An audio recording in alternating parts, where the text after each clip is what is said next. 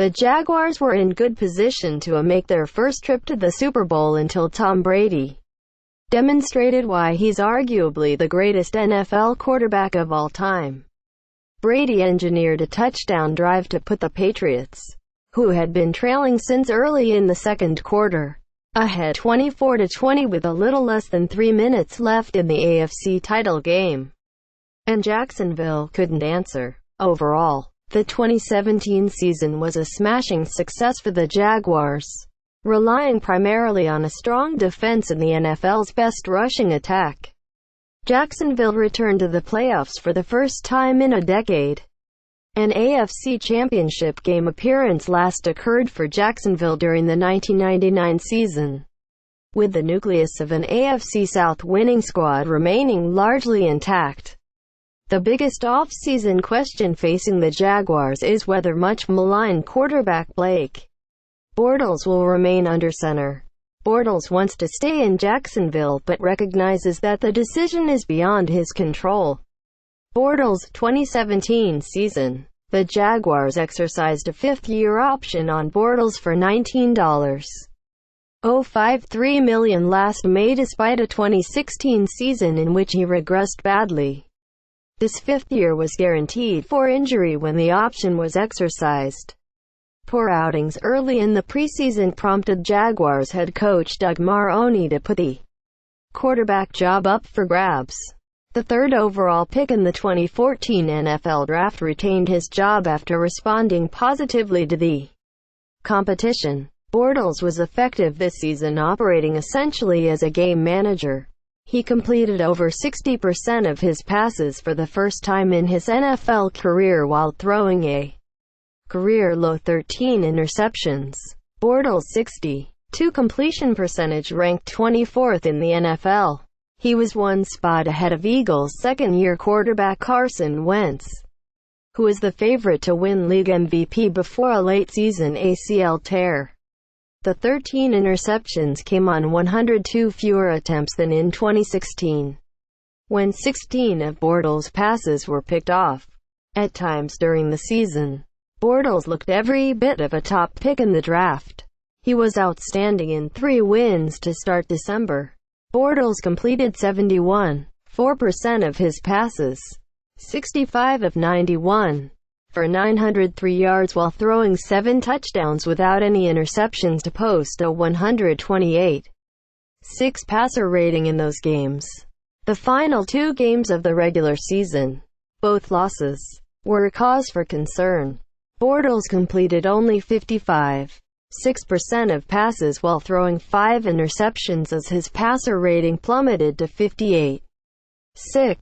The mistakes that have plagued Bortles throughout his career were absent during the playoffs. The Jaguars didn't have any turnovers in 3 postseason games.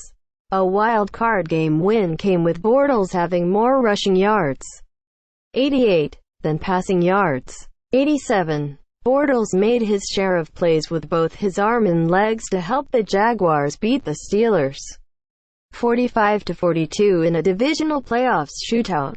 Bortles acquitted himself nicely against the Patriots by connecting on 23 of 36 passes for 293 yards and 1 touchdown. Jacksonville generated little offense on 4 fourth-quarter possessions, which proved costly, as the Jaguars gained 63 yards on 17 plays.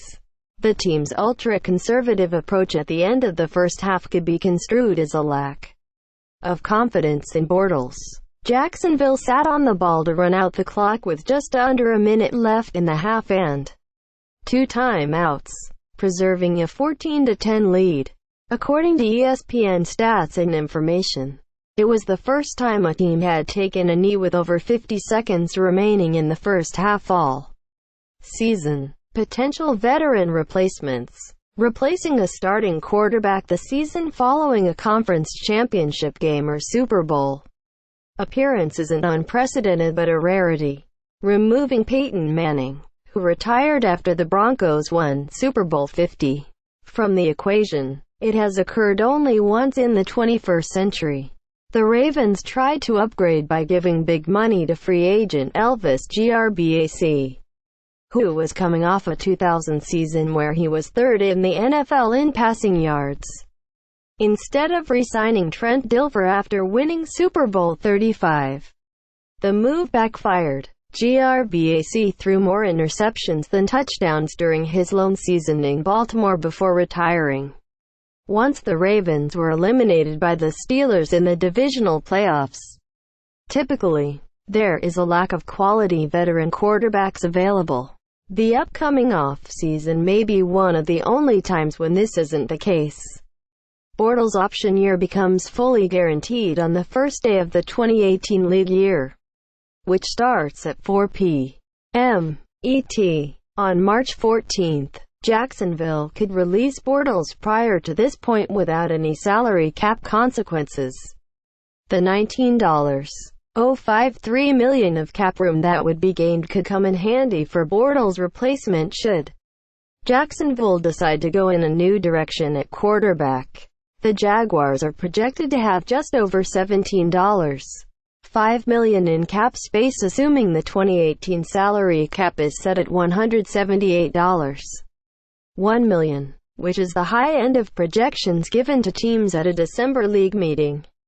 All indications are that new Giants general manager Dave Gettleman is intent on Eli Manning remaining as the team's starting quarterback next season.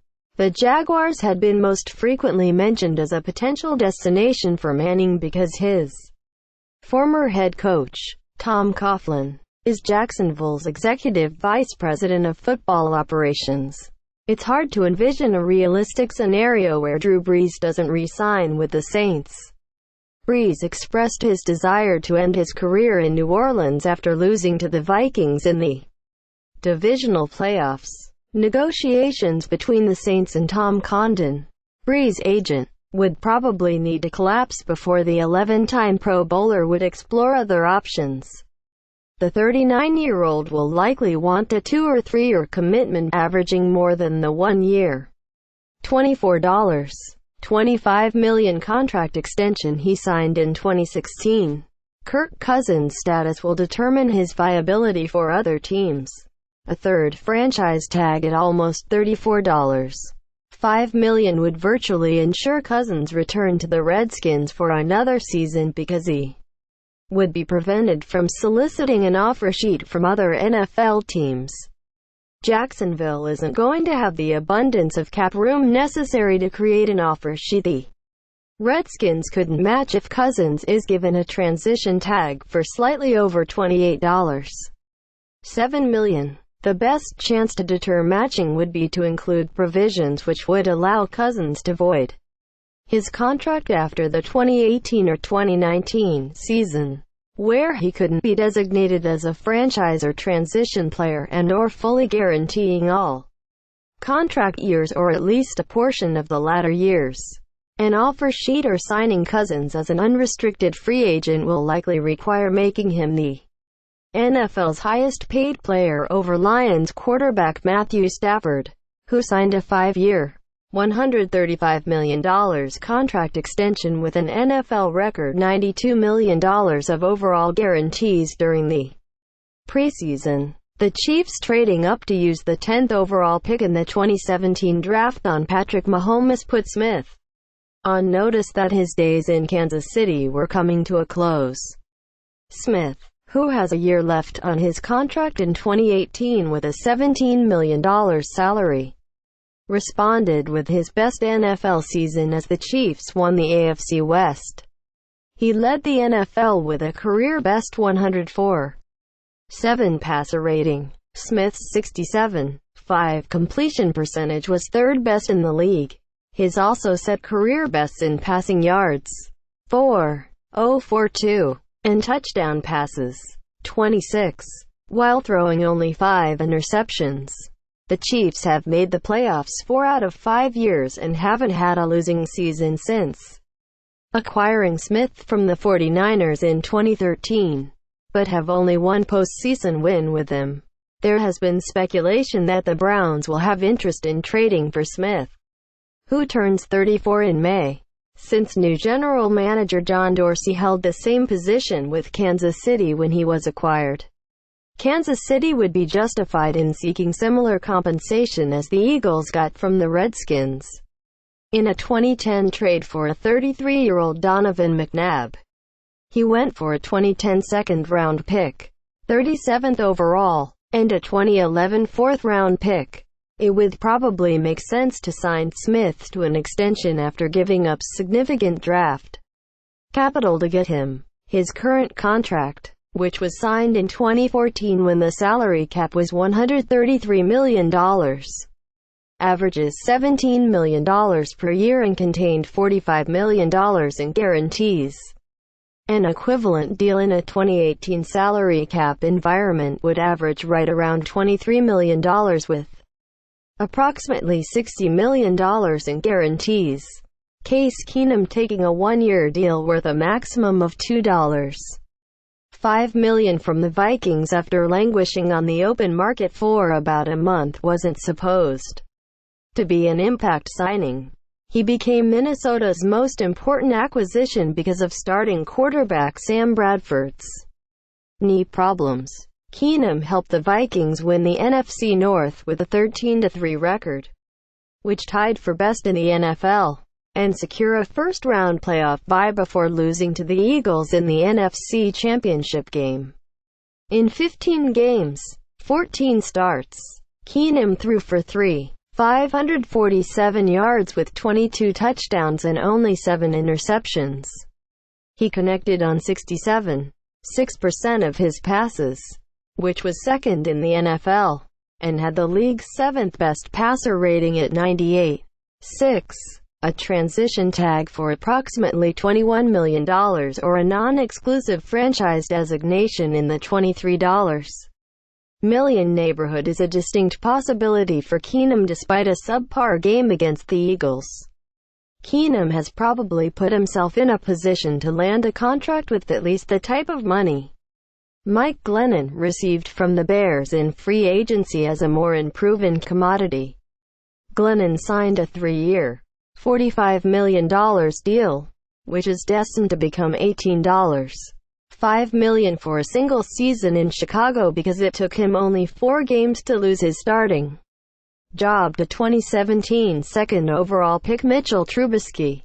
Final thoughts. Jacksonville currently has a window of opportunity to be Super Bowl contenders because of a good mix of quality veterans from free agency and high-caliber players still on rookie contracts. A decision needs to be made about whether Bortles is capable of winning a championship with a talented roster. A conservative approach by the Jaguars means Bortles will probably be back next season, trying to negotiate a lower salary before the full guarantee kicks in isn't customary with players on a 5th-year option. Only Aldon Smith has modified payment. In 2015, Smith agreed to a series of roster bonuses and incentives where he could still make the full option amount. This was to prevent being released by the 49ers because of off-the-field problems. Smith wore out his welcome with the 49ers when more issues with his conduct arose that preseason. Bortles' performance throughout the 2018 season would decide his fate in Jacksonville by taking this tack. Finding an upgrade at quarterback will be paramount if the guiding principle is what would have been done without the option year being picked up. Nobody would criticize Jacksonville for declining the option, because a more costly transition or franchise tag would otherwise be inevitable.